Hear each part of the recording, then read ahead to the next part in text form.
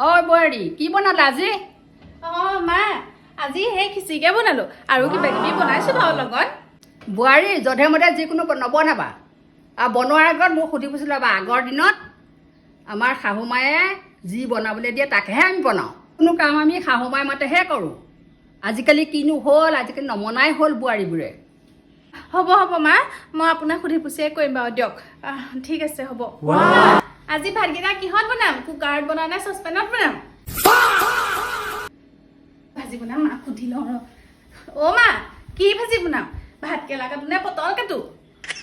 দালিত বিলাহী দিম নে নেমু দিম? অ' মা বৰষুণ দিছে নহয়, কাপোৰকেইটা সোমোৱাই আনোগে নে?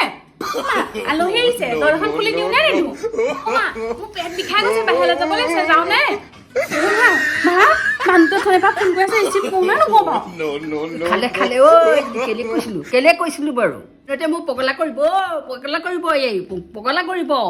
ঐ বোৱাৰী এইফালে আছোন, এইফালে আজিৰ পৰা নিজৰ মতে কৰিবি দেই। যিকোনো ভুল হৈছিলে দেই।